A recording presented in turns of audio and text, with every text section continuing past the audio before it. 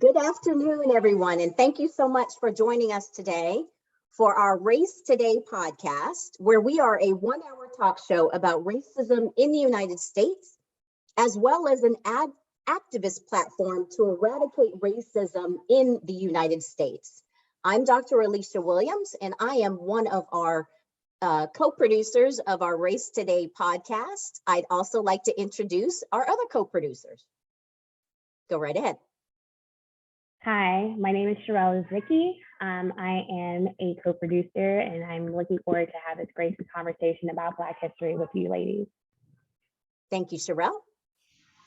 Hi, everybody. Thank you for joining us. I'm also a co-producer, and I look forward to our conversation today celebrating Black History Month. Thank you, Lisa. And as Lisa mentioned, today we have a wonderful group of panelists who will be talking to us about Black history and culture. I will begin with their brief introductions. And first on my screen is Miss Sadia Scott. You're on mute. Hello, everyone. My name is Sadia Scott, and I'm the owner of I'm Naturally Beautiful Accessories and Apparel. I've been in business now for 7 wonderful years. I'm also a teacher's assistant at Lathwalk Elementary Middle School, where I've been employed there for 25 years. I work with mentees year after year after year, encouraging young Black girls. I also customize African-American dolls, which I'll be showing them on the screen a little bit later. Nice meeting everyone and looking forward to this next hour. Thank you, Sadia, and I'm looking forward to seeing those dolls too. Thank you for joining us. Next, we have Andrea Blackford.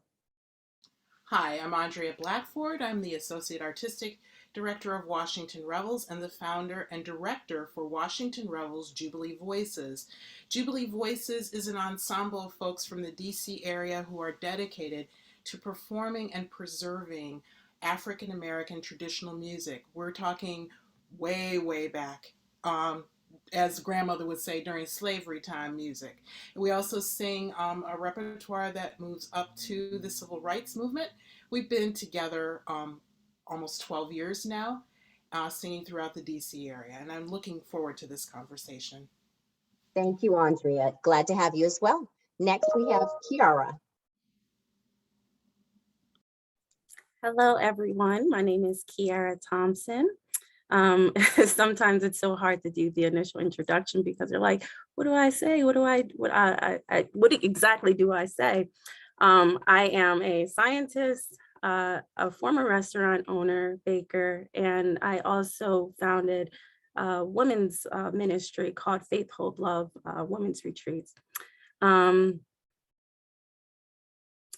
Sorry, I'm very nervous. I don't really do this often at all, but we're glad to have you. You're yes. Amongst family and I'm really happy. I'm really happy to be here and to just share this conversation in this space with you all, to learn and grow and to glean from everyone here. Thank you, Kiara, and glad to have you as well. Next, we have Dr. McAllister. Hey everyone, my name is Dr. Jovan McAllister. I am a lecturer at Howard University in both the Department of Political Science and the Department of Afro-American Studies.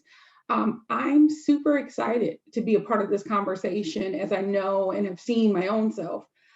Some of the topics that have been covered are right on time. So thank you for having me.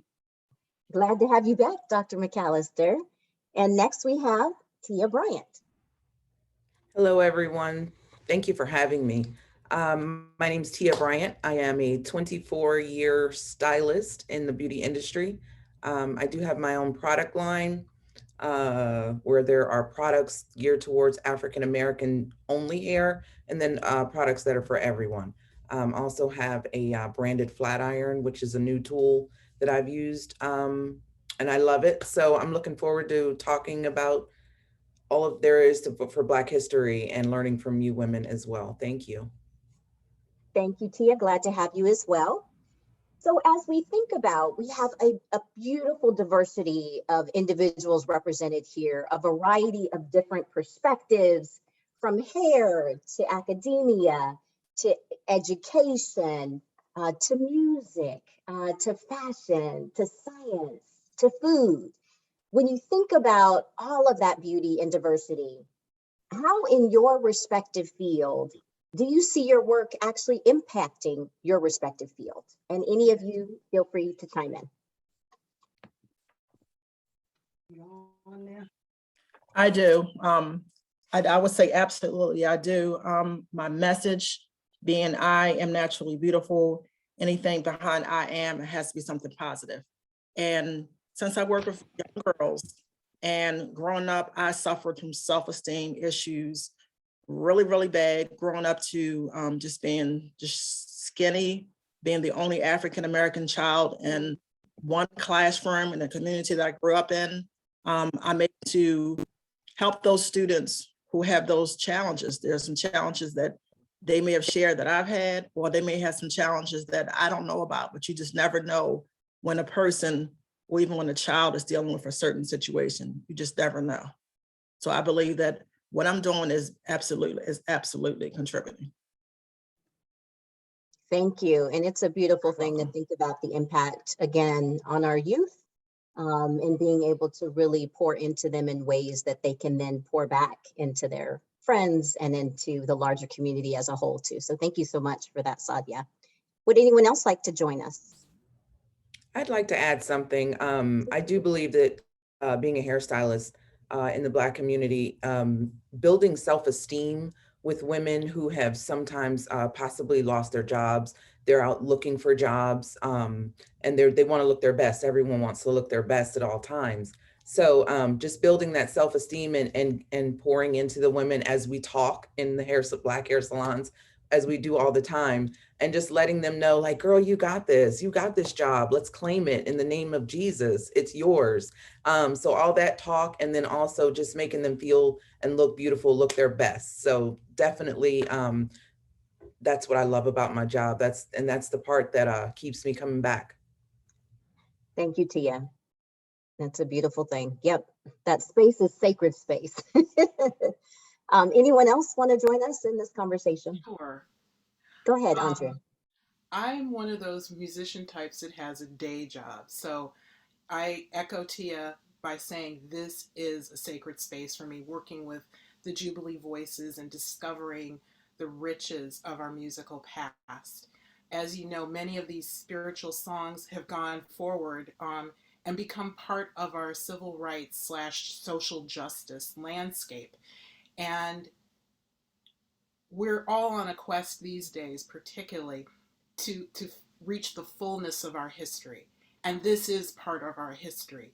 These songs and this music and the shouts and the hollers and the ring shouts, they sustained our people through trying work, through unbelievable toil, through things we can't even imagine. And they survived, and they helped them thrive and escape and try to shape their own destiny in the face of utter horror and discouragement. And what I want to do through Jubilee Voices is to pass that richness on. When we have a show, it is not just about sitting and watching. We get people to participate, and we encourage people in our African American tradition to hand those songs on. So this to me is my life's work, and I understand what my ancestors and my grandmother and my mother were talking about when they hummed these songs at my cradle, next to the bathtub, in the kitchen. It is a means of survival. Thank you, Andrea. Anyone else want to join before I bring in our moderator extraordinaire to continue the conversation? Okay, well, with that, I'm going to hand it over to CR Gibbs, who will moderate the rest of our conversation. Thank you so much, ladies. Thank you, Dr. Williams, for holding the line while I had problems that may require me to give a visit to the place I don't want to go, which is where my computer gets repaired. But a good afternoon to each of you. Again, my name is CR Gibbs, and I will try, as Ketanji Brown Jackson said, if I can get a quote from her and wrap it up with Dr. Williams. You know, I can't fill your shoes, but I will try to do what I can this afternoon. I noticed that we were talking about Black culture, and I'd like to move it around and continue the theme of having you all share in your experiences within the context of our conversation today. I don't believe you've inquired about the Crown Act. So, Dr. Williams, if that's all right with you, I would like to ask those of you that have an opinion about the effect of the Crown Act or non-effect on your businesses and your experience or your opinion. Several states and localities have talked about or felt the need to pass laws either directly leaning on the protection of Black hair and hair texture. Has this been a problem for any of you in your business or in your personal life, to the extent that we needed to have a law passed? And if not, how did you deal with the way the society views Black hair? Anyone? If I could comment on that. Sure. And sort of thinking about it, to be completely honest, I went to Howard undergrad. I'm now at Howard as well. But going from from California to Howard, California being the first to have actually passed the Crown Act, it was a shock. It was a complete shock, because outside of the School of Business, which they've eased it up a little bit, we never sort of had a hamper on our, cultural expression. And so finding myself in enclaves like that, and then outside of Ohio State, the department itself, the Afro-American and African Studies department, I've been encouraged for a long time to express myself, to express my feelings, et cetera, associated with my culture.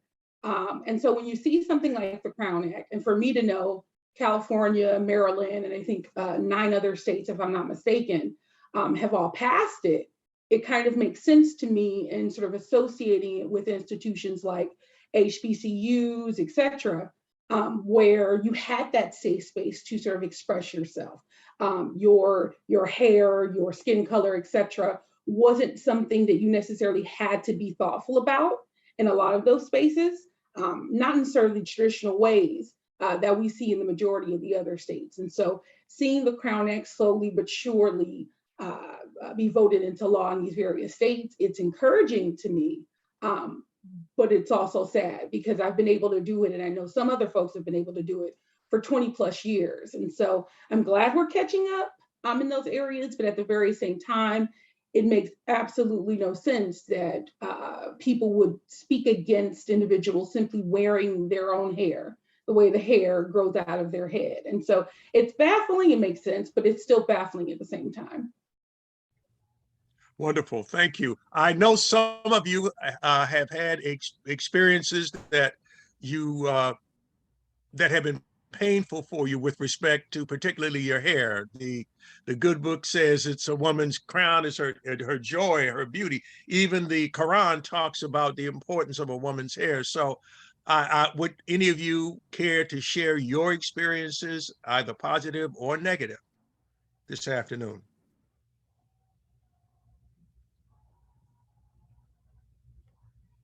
In that case, I'm in an exceptional group of Black women. I'm going to speak up.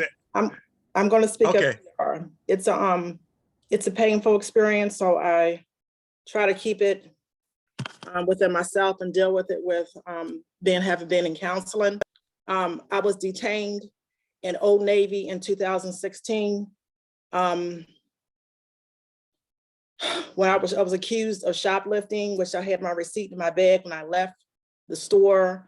I was ordered back to the store by 3 Hartford County police officers. I'm still fighting Old Navy with this. It was very painful because I was described as a Black girl who was shoplifting in Old Navy in Hartford County. All of this has been posted on my social media page. Again, I'm still fighting Old Navy since 2016. So it's a very painful experience. At the time I had an afro, and that's how I was described in the police report. It's a Black girl shoplifting in the store. I was the only, there was a cashier in the store, but I was the only Black person in the store. And when the police asked me to come back in the store, he said, we got a call that a Black girl in a pink dress is shoplifting. And I said, well, that I wasn't shoplifting. So I had to go into the store. I was retained for about 15, 20 minutes where I was questioned. The young lady was fired 3 days later. However, Old Navy is still fighting me. So it was a very bad experience, and it still is a very, very bad experience that I had to go through. So you asking anyone to speak up, I was hesitant about pushing that microphone button because I don't like to talk about it because it hurts. So that's where I am.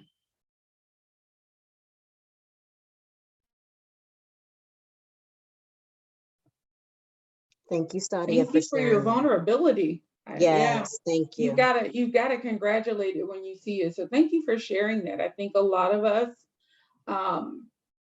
some of us are able to push certain, microaggressions away and not kind of, have to deal with it. But there are times when it's right in your face. So thank you for sharing that. Okay, I am back. I was off the air for a moment. And again, Dr. McAllister, are you aware of the comment made by a white professor about a Black woman being a quote unquote freak of nature? Have you heard about that? Yeah, I file it underneath the numerous comments that I hear. But yes, I am familiar. I am very familiar. It's one of those things. Like I said, I went to HBCU in undergrad. I went to a PWI, a predominantly white institution, for one of my master's degrees. And there's a stark sort of difference that you see when it comes to coming into a space where you are in some ways a guest, if that makes sense, and then coming into another space where, at least at Howard, what we tell our students when they are admitted on their admission letter, is welcome home. And a lot of people, it's like, but I just got in. But having that safe space and then entering into other spaces where my agency or our agency isn't respected, it makes for very difficult sort of conversation.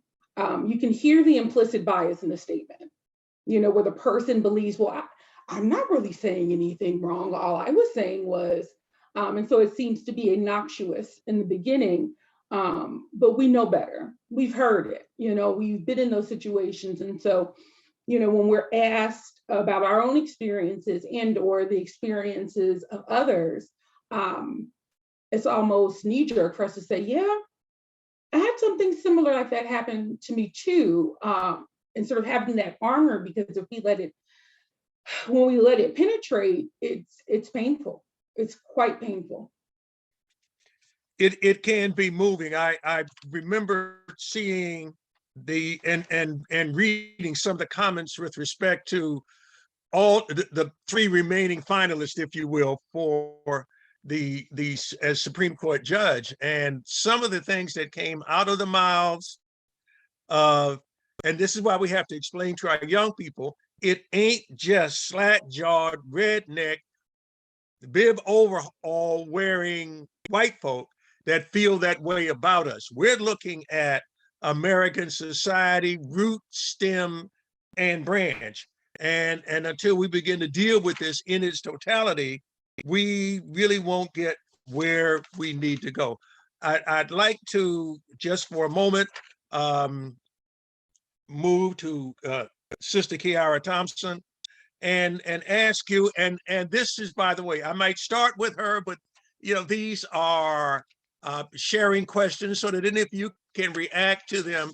I'd like to take all of us into the area of Black women in business. And so particularly for those of you who have a business, we'll start with Sister Thompson. Why did you begin your business? Why did you open it? Really, my business was a root from my family. So I'm started a restaurant called Ethel Rose Restaurant. So Ethel Rose, that's the name of my two grandmothers put together. And I had an amazing opportunity at the time where all I needed was like $8,000 to just get started. And that's unheard of, to start a restaurant with $8,000. But we started a restaurant, and I thought it was a really great opportunity for my family to advance, also to get to know each other on the business side. There were definitely some roller coasters that we had to journey through in that regard, but it was an amazing experience that I would never take back, but really just to help my family and help advance my family. Wonderful. The same question, Sister Tia. Why did you open the business? And I would ask you as well, what advice do you have for people seeking to walk in your shoes? So I started my business, in all honesty, I got tired of working for somebody else. And I just had to make that decision. I had to put it out there and just move forward with it. I was in corporate America for a number of years, but was unhappy, taking different pay cuts. And I'll add that I do not have a degree, but I had tons of experience in what I did.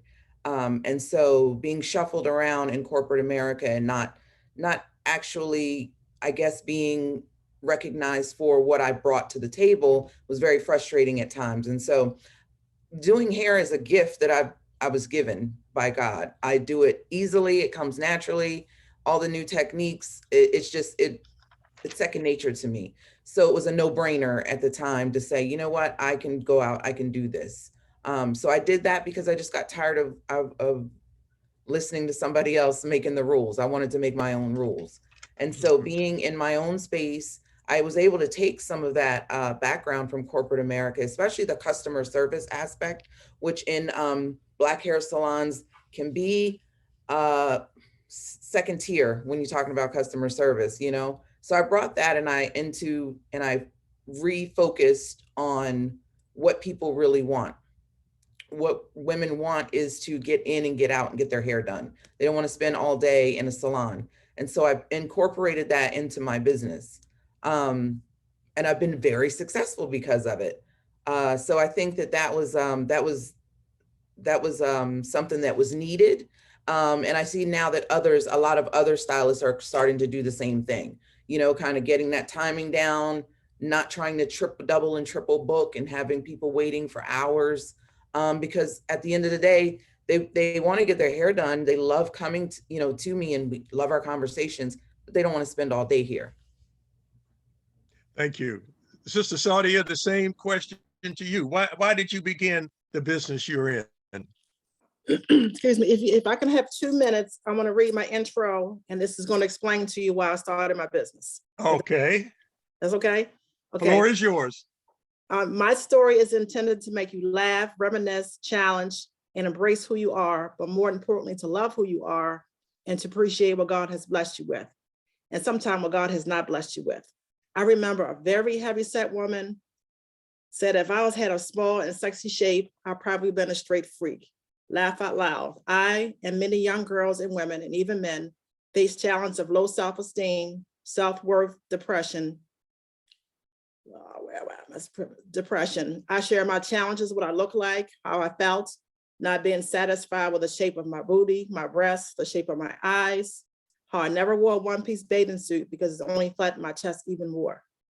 My long, lanky arms and my nappy hair, growing up poor on paper food stamps, now it's on the independence card. It took me almost 45 years to look in the mirror and say, I am naturally beautiful. See, my logo that God has birthed in me is real.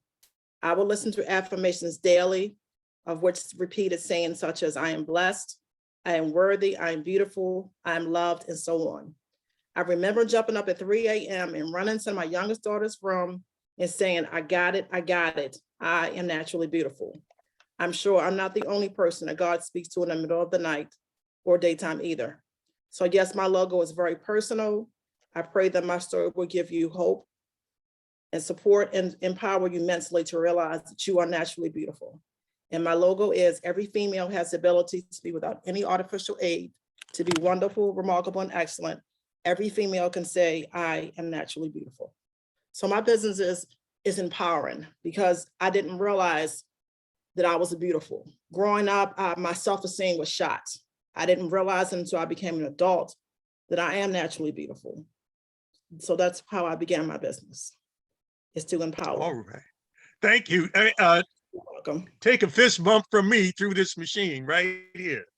And I don't want anyone to think that I'm doing Sister Andrea wrong.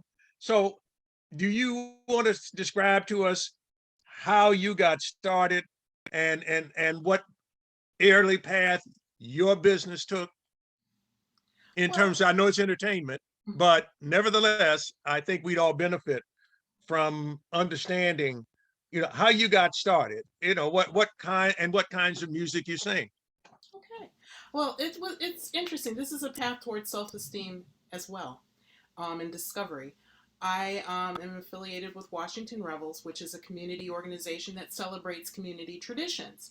And for a long time, many of those traditions were not ours. And I spent some time advocating and asking that we broaden our view a little bit, and we have. And part of the realization of that broadening the view is Jubilee Voices. I remember we were charged with, we were asked to form a group to celebrate or commemorate the sesquicentennial of the Civil War.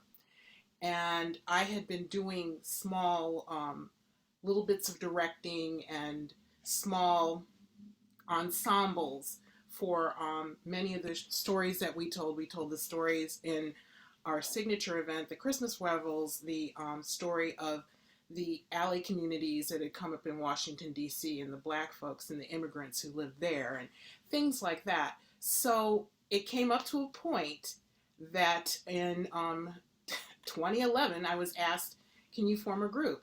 And I immediately went into imposter syndrome mode and said, I don't have a music degree. I love to sing. I can read music a lot, but I'm not that great. And so it happened. They asked me, and I said, sure, I would love to do this.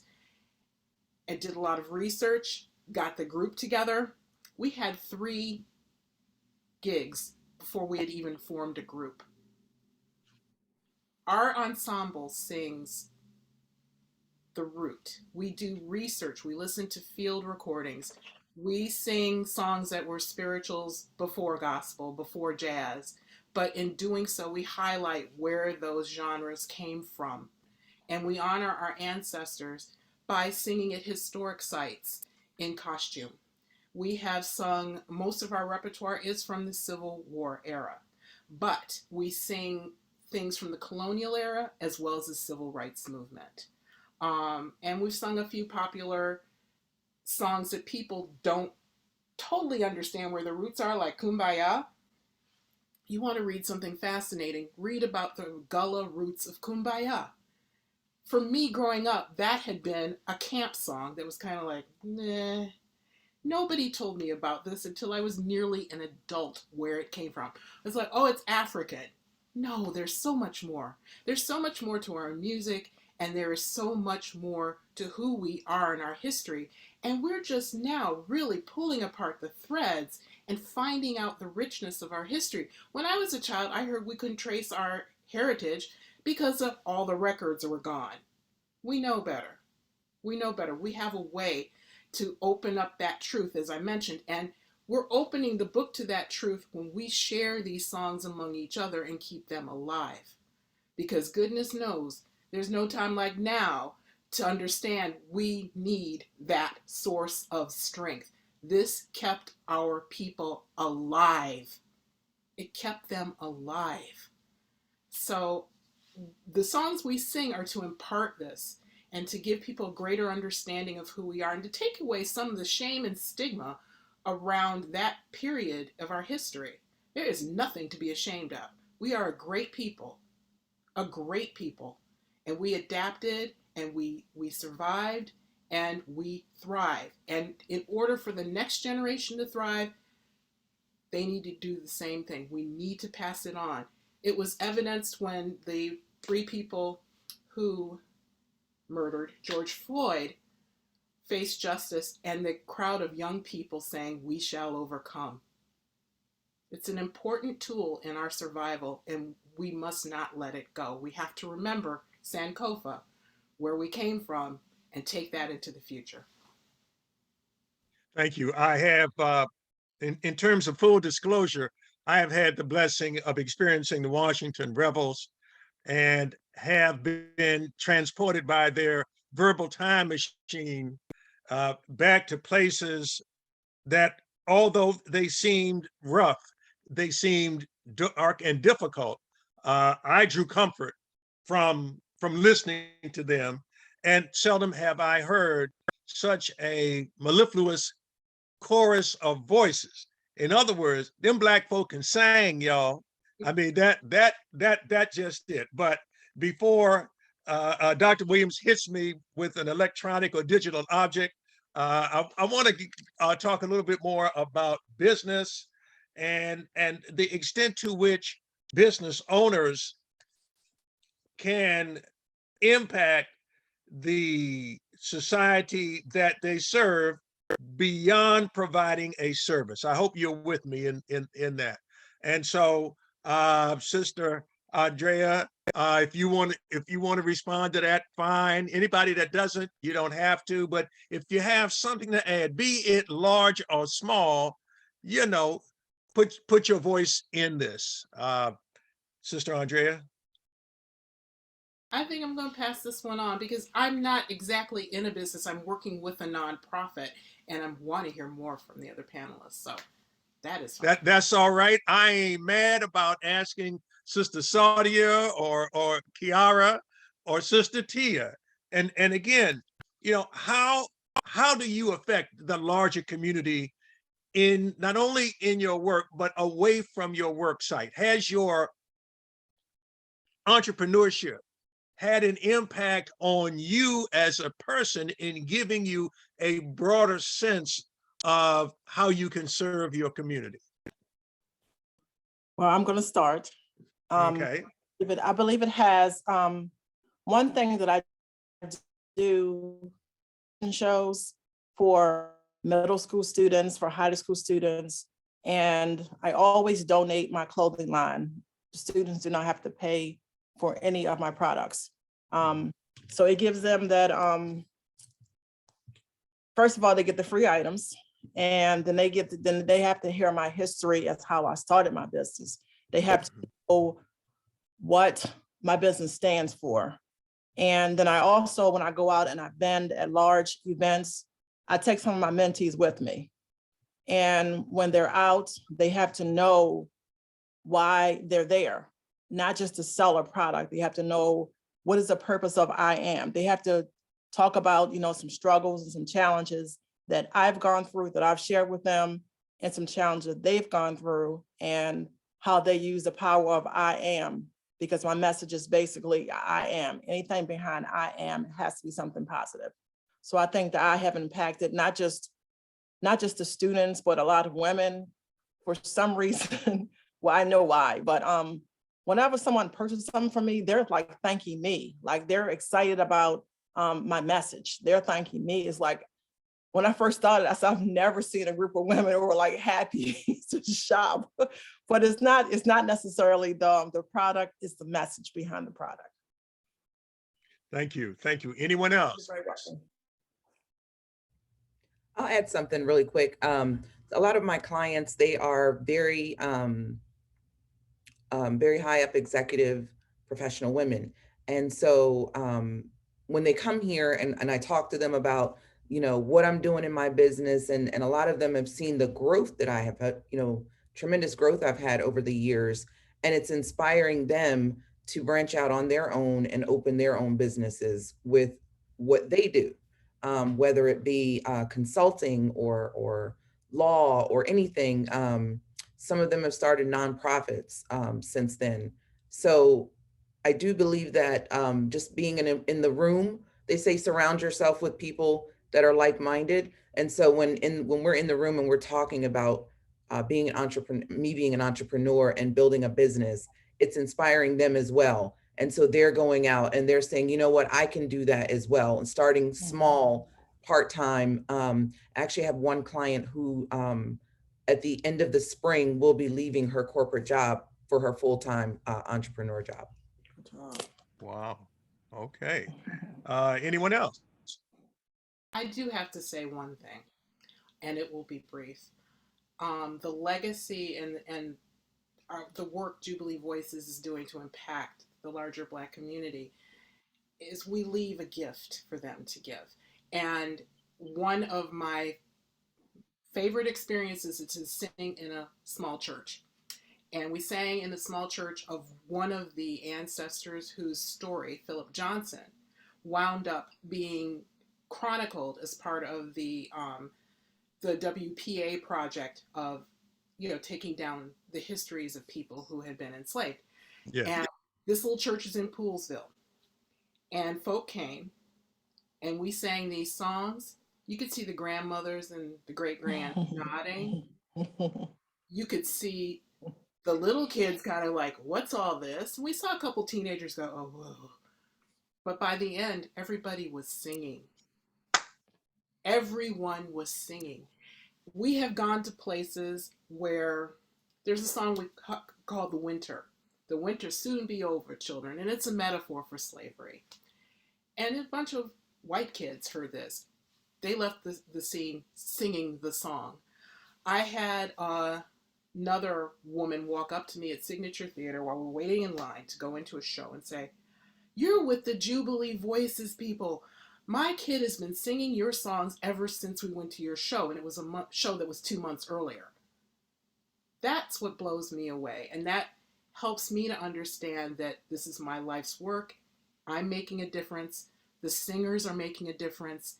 And we are carrying on the tradition our ancestors asked us to. So thanks for the opportunity to share that. Wonderful. Thank you very much, Sister Andrea. The moving from heavenly voices to heavenly hair. And I'd like for folks moved, however you are, to tell me about the state of natural hair and where we are in it and the impact that it has had on your businesses. And who would care to start? I'd love to start. Okay. So natural hair, that movement was amazing to see. It was amazing to see because I'm 47 years old. I'll just put that out there. When I was growing up, at around 8 or 9, I begged for a relaxer because I got tired of my great aunt tugging on my hair, right? On wash day. And so I was like, please, can I get a relaxer? So we got I got my relaxer and it was smooth and it was easy to manage and I loved it. And so a lot of other women that are my age and older or a little younger, we all had relaxers until the natural hair movement came about. And I want to say that was maybe around 2012, 2013, maybe before then. I can't really remember when it really took off. But the most refreshing thing that I see is when 17, 18, 19, 20-year-old women sit in my chair and I say, how long have you been natural? And they look at me like, I've never had a relaxer. And I'm like, oh, it just it just warms my heart because they don't know that what we went through, right? They were proud, they wore their hair and they're proud to wear their hair the way that it is, the way it comes out of the scalp naturally. And so natural hair, it's given us our like a voice, it's like see me, see my hair. The song of India Arie, comes to mind, I am not my hair. So there's so many different types and textures and colors of the hair. And so it's refreshing to see it and I love it. Wonderful. Thank you. Thank you so much, Sister Tia. Anyone else? I'll chime in. I went natural in 2010 because I had a relaxer and my hair was thinning. It was thinning really, really bad. So I decided to chop all of my hair off. And I can honestly say, when I cut my hair off, I felt a sense of freedom. I felt more positive about myself. I rocked the afro and my hair grew so quickly. I had this big old afro that just came out of nowhere. I mean, it was just, the curls were popping. I thought I needed chemicals. I thought growing up that I had nappy hair. I'm like, whoa, I got some curls in there. So I really had naturally curly hair. It was a very nice texture. And then I decided I wanted my hair to grow much longer. So I decided to lock my hair. And 6 years ago, I got up on New Year's Day and I started locking my hair. And my hair is midway down my back. I love my hair. I don't care who don't like locks, but I love my hair. I love being natural. And also because my message, the word natural is in my logo. It helps as well as, I mean, some people look at my logo and they don't actually know that this is actually me before I locked my hair. Okay. Thank you. Dr. McAllister, can you help us just sort of unravel the implications historically and currently of Black women coming to terms with their own hair? I'm just taking it all in. I love hearing and learning from other people. I think the intersection between my own personal experiences with my hair and sort of the historic timeline of hair, because she says 6 years and I'm 7 underneath my head wrap. But when I think historically about hair, I don't think most of the public knows, or even most of Black America knows, outside of personal sort of interactions and being made to feel some sort of way about not having, presentable hair, et cetera. But hair has been a source of many ordinances, many a law. I think of is it ting dong? I can't pronounce it correctly. Yes, which is why I like to wrap my hair on purpose sometimes. But basically saying, watching these free Black women who had paid for their freedom and watching them go, oh, okay, here's the money. Now I'm going to adorn myself. I'm going to do all of these things that I was unable to do before. And you've got people frustrated as a result of it. And then these laws come about requiring Black women to cover their hair.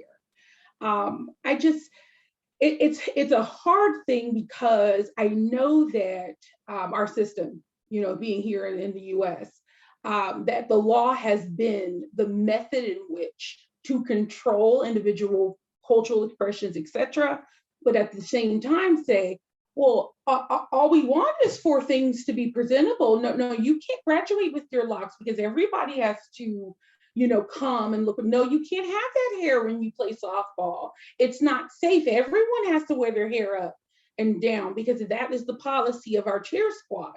This sort of, and again, back to implicit bias of saying, we're not talking about race, we're just talking about hair being presented normally. And I tell my students all the time, I'm like, don't say normal. Stop and pause and ask yourself, who sets the norm? Who gets to determine that if this is the norm, and without saying everything else is abnormal, until you adhere to that, you're not the norm, i.e. assimilation, right? And so I just see it as an extension of trying to control the Black body, trying to control the beauty by defining it as something that, we cannot be other than to relax our hair or other than to do these things.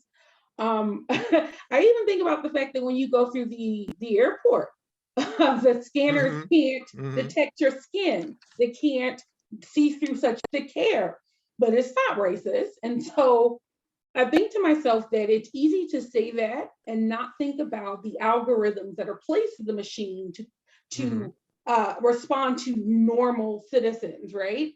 Or the idea that although it's not that many of them. Most citizens are going to look this way. They're going to come to the airport this way. And then when you come there and you say, hey, it's not reading me, it's, oh, the machine is saying it. You're criminalized because the machine says that you need to go through the second or third level of inspection. And so I just think to myself that we're living in a space and a time where it's racist to call you out directly, but it's not if we have these policies that are quote unquote applied to everyone, but they're not. They're not applying to everyone equally. They're not doing what the 14th Amendment is supposed to do. And when confronted, all we say is, we're just trying to keep with policy. Everyone has to, well, I know your child's hair is different, but they also know that there are ways for you to do your hair so that you can comply, ways that you can assimilate so that you can comply. And I'm just not with the erasure of my culture like that. And I don't think that most people are either. Just the same. Thank you. Thank you so much.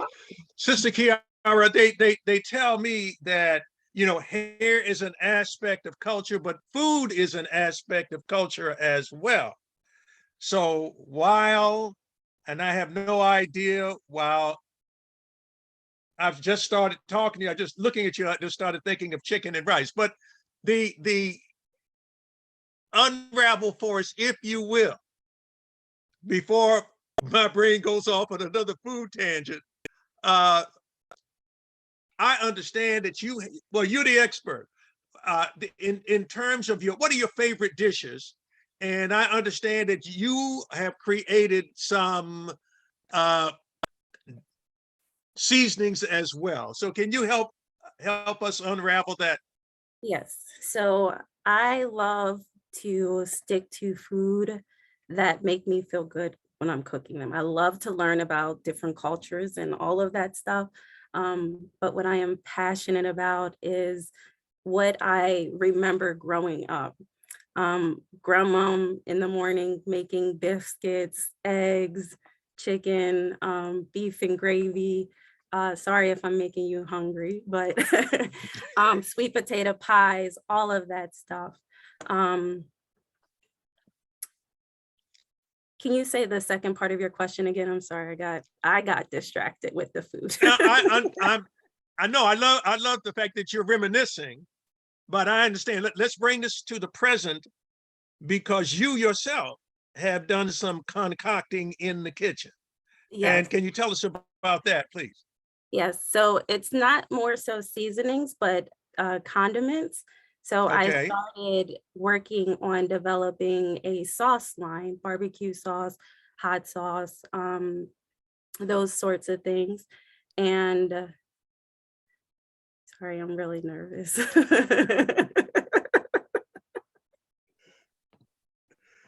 Oh, I tell you, some people listening in on this broadcast trying to derail the whole thing. Oh boy. But Sister Kiara, please continue. Do you mind if I get back to it? I'm sorry. Yeah, no, please continue. You were saying? I think she's going to come back to us, CR, so we can go on to the next question. Okay, fair enough. We have such a phalanx of business women here. I'd like for all of you that are willing to tell us, how can we get more of what you got? How can we do that? And whoever wants to start first, please do so. We'll get everybody else before we're done with the subject. Your products, your seasonings, condiments, how do we get this? We would be doing you a disservice if we did not give you an opportunity to speak well of what it is you produce. Oh, okay. I see Sister Saudi is up in the mix, and she's brought some backup. Distracting everyone with your beautiful dolls. No, ma'am. Yes. So I'm just showing a few of my dolls. My dolls have straight hair, reddish hair. I wrap their hair, I braid their hair, I dye their hair. They're all African-American dolls. They are 13 to 15 inches in height. Each doll is customized to order. So what happens is a person will send me a picture of themselves or a child or a friend, and I duplicate that doll, whether I cut their hair, dye their hair. I do a lot of dolls for different businesses because that doll normally goes on display at that person's shop, at their stands, and it draws attention. I've done a lot of paparazzi dolls, a lot of sorority dolls, graduation dolls, birthday dolls. I can be found on social media under Facebook, LADIE Scott, or I am Naturally Beautiful on Facebook.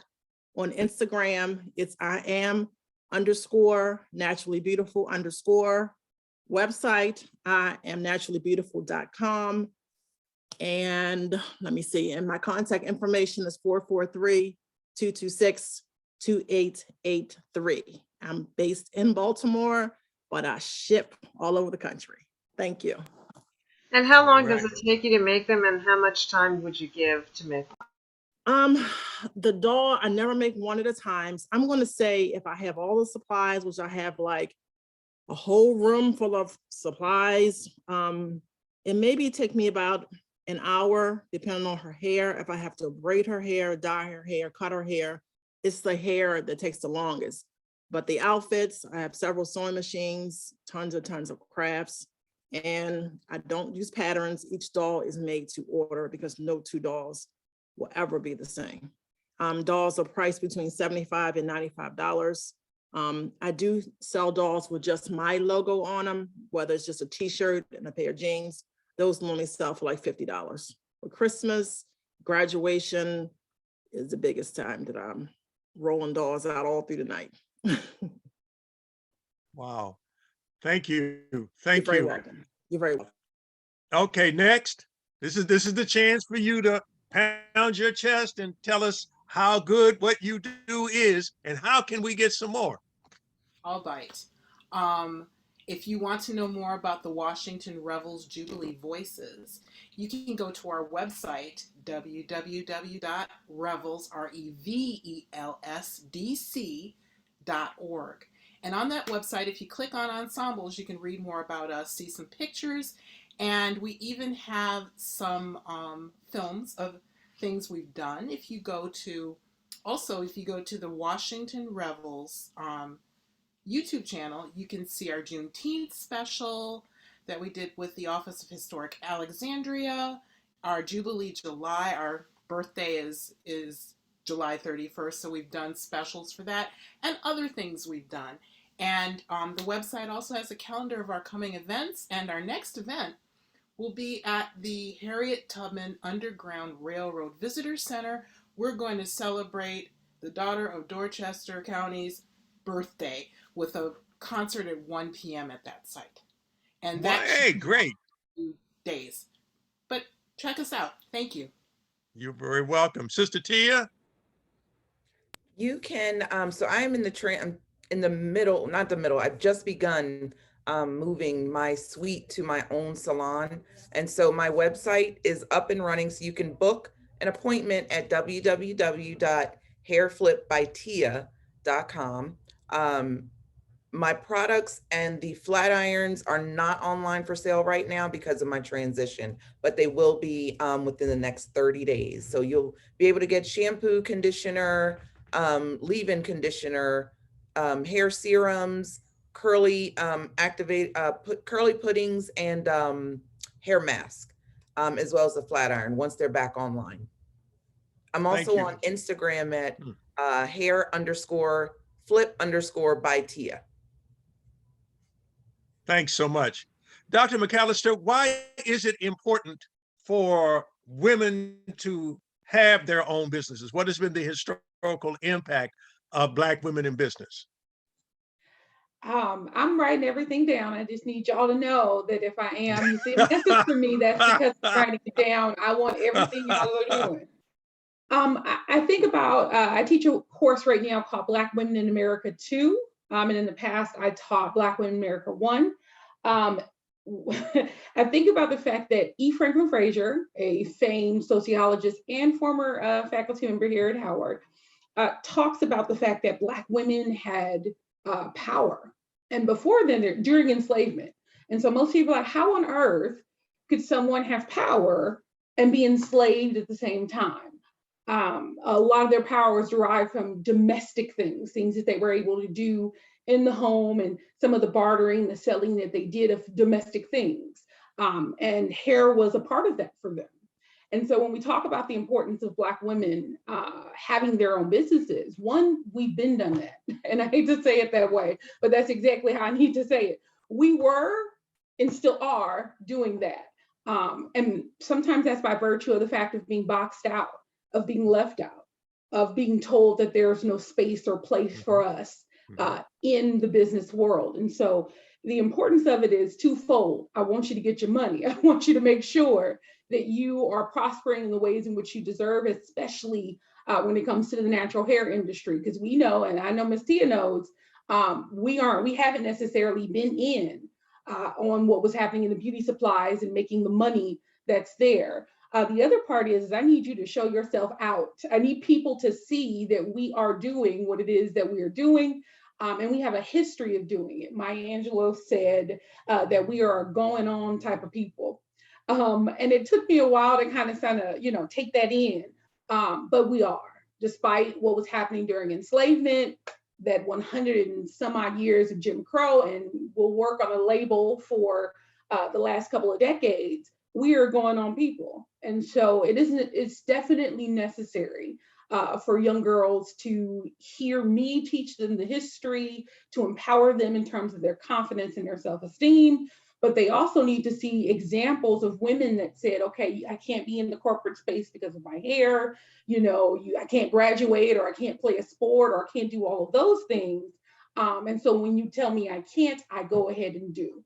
And so when I tell you I'm proud to be on this panel with people actually doing what I keep stressing to my students, you can do it. People are doing it. So thank you for that, you guys. Wonderful, wonderful. Sister Kiara, before we go, yeah, that's right. I'm not going to stop leaving you alone and trying to get you dunked in this bucket. What are two things that you would like for us all to know about you and your business before we close out today? Just two, if you don't mind. Okay. So to be quite honest with you, the path that I am on right now, I love culinary and everything, but I have taken a little break from the culinary side of things to focus more so on my science career, and also to focus on my women's ministry that I started. So a lot of the questions, like some of the questions where it comes to the condiments, I am still developing my culinary stuff, but I just took a break to refocus and to focus on my science career. But in regards to what I do have going on right now, I would love to just highlight my women's retreat. It's called Faith, Hope, Love Women's Retreat, and it's really a space for women to come together, to heal together, to grow in Christ together, and to give each other tools. So I more or less facilitate these retreats, and I invite people who are like experts in their fields, experts in overcoming a lot of situations that they had to overcome, so that a lot of other women can learn from that. So that's where I'm at right now. Thank you. So you really are a going on type of person. Yes. That's what I'm talking about. I'd like to turn this back over to the people who handed it to me. I want to thank all the panelists today for your erudition and your perspicacity. I deeply appreciate it. Dr. Williams, Lisa, is back in your capable hands. Thank you. Thank you, CR, and thank you, Sadia and Andrea and Kiara and Dr. McAllister and Tia for your time today. I'm going to hand it off to Sherelle, who will take us from here. Thank you, both. Thank you, everyone. Well, again, this was such a great opportunity to hear from you ladies and learn a little bit more. You know, Sadia, you touched me so much about your triumphs that you went through with building your brand of I'm Naturally Beautiful. Tia, you know how I feel about you because I flip my hair to you at least twice a week. And it's great to hear about, you know, Black women overcoming. So I want to stand by saying thank you, ladies, for sharing your story and joining us today to talk about this. Just a reminder that your work that you're doing is impactful and powerful for our history. And it's powerful to know that you guys, ladies, let me use the right terminology, you ladies are pouring back into the communities that you serve and also walking in your faith. So thank you for allowing us to pick your brain a little bit and learn a little bit more about what you do. And I can't wait to buy my nieces the dolls from Sadia. I might have to join Howard to take a class because I need to learn a little bit more about some Black businesses. And, you know, the Jubilee, I need to go listen to some music because music is such an impact in our culture. And I think people tend to forget that music has gotten us through some hard times. So again, ladies, I am so grateful to be able to be surrounded by these beautiful panelists to talk about these things and know about Black history and how you guys are making history within your professions. So thank you, ladies, for joining us today on Race Today. If you have any questions, feel free to reach out to myself, Alicia, or Lisa, and we'll be here for you, ladies. Thank you. Thank you, everyone. Have a great afternoon. Thank you for joining us. To our audience. Bye-bye.